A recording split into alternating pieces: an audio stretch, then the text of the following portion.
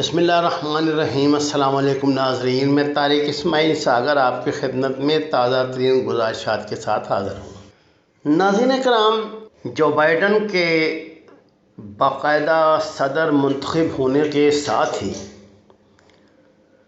بہت تیزی سے خصوصاً ہمارے اس خطے میں حالات بدلے ہیں۔ میں یہ سمجھتا ہوں کہ سب سے زیادہ اس کا اثر افغانستان پر ہوا ہے۔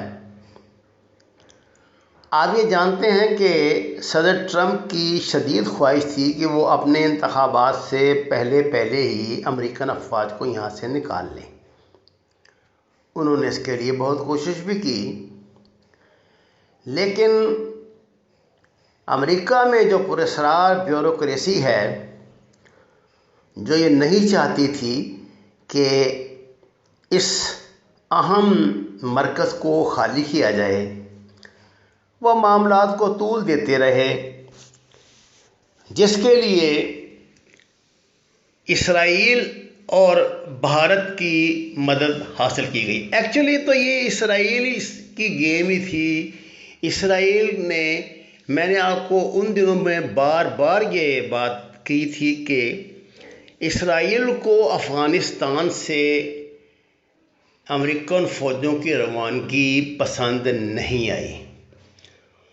وہ یہ نہیں چاہتے تھے کہ باقاعدہ تاریخ کا اعلان کر دیا جائے۔ وہ یہ چاہتے تھے کہ جس طرح اوباما کہا کرتے تھے کہ ہم اپنی فوجیں نکال لیں گے، بس اسی پہ بیان پہ اکتفا کیا جائے اور تاریخ نہ دی جائے، تاکہ وہاں پہ ان کی جو معاندانہ سرگرمیاں ہیں ان کا سلسلہ جاری رہے۔ ناظرین کرام، صدر ٹرمپ کی شکست کا یوں تو جو بھی تجزیہ کرے گا اپنا طریقہ، اپنا انداز ہے اور اپنی سمجھ کی بات ہے، لیکن میں آپ کو بار بار یہ بات کہہ رہا ہوں کہ اس نے اسرائیل کی ناراضگی مول لی تھی اس مسئلے پہ، اور اس کی پرائز اس کو پے کرنی پڑی ہے۔ امریکہ کی جو وہ پراسرار بیوروکریسی ہے، جس کو آپ المناٹی کہتے ہیں، جس کو آپ فری میسنز کہتے ہیں، کوئی بھی نام دے لیں، انہوں نے اس سلسلے میں پہلے بھی مڈل ایسٹ کو تباہ و برباد کرنے کے لیے داعش کی خدمات حاصل کی تھیں، اس کو بنایا تھا۔ بچہ دنیا کا جانتا ہے کہ داعش کی بنیاد بھی اسرائیل نے ہی رکھی تھی، موساد نے رکھی تھی، اور ابو بکر البغدادی اصل میں موساد ہی کا ایک کلپٹ تھا۔ یہاں افغانستان میں پاکستان کو ٹف ٹائم دینے کے لیے انہوں نے جو داعش یعنی IS بنائی ہے، وہ انڈین انٹیریئر جو ان کا سیکورٹی ایڈوائزر ہے مسٹر اجیت ڈوال، اس کے ذریعے بنوائی ہے۔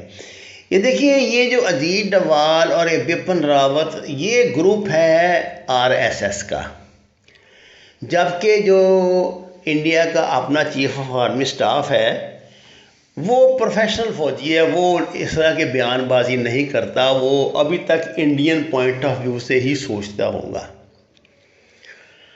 اب جناب، میں نے جیسے آپ کو شروع میں عرض کیا کہ جیسے ہی یہ برسر اقتدار آیا ہے، جو بائیڈن کا اعلان ہوا ہے، اس کے ساتھ ہی جو ان کے سلیپنگ سیل تھے وہ الائیو ہو گئے ہیں، اور وہ لوگ شدت سے متحرک ہو گئے۔ اس سلسلے میں کل کا اشرف غنی کا بیان جو ہے وہ بہت اہمیت کا حامل ہے۔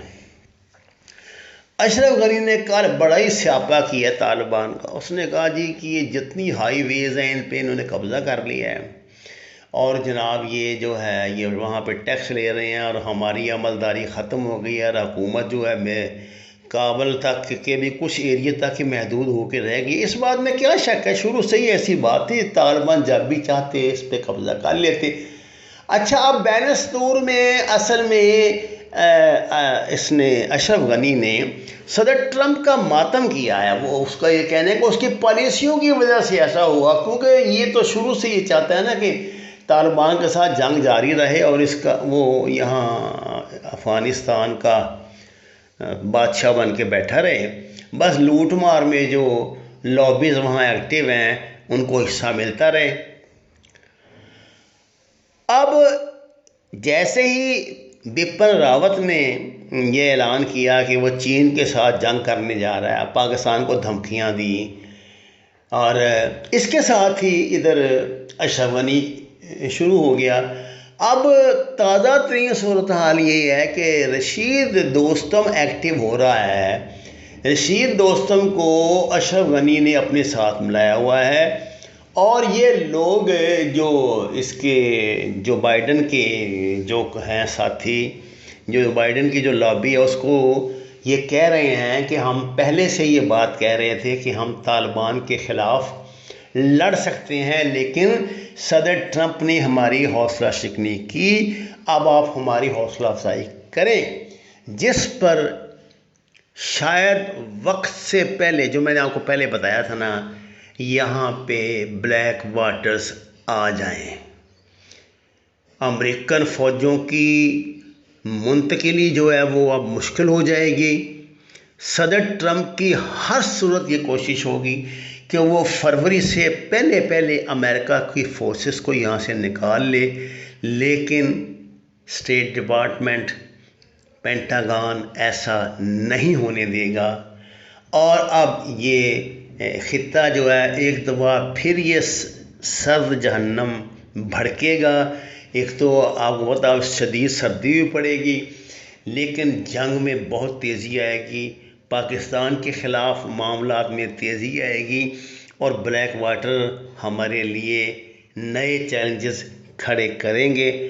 وما علینا الا البلاغ المبین۔ ناظرین کرام، آپ سے درخواست ہے قرآن اور نماز کو ترجمے کے ساتھ جانیں، جتنی بھی جگہ گھر میں میسر ہو وہاں پہ سبزیاں کاشت کریں۔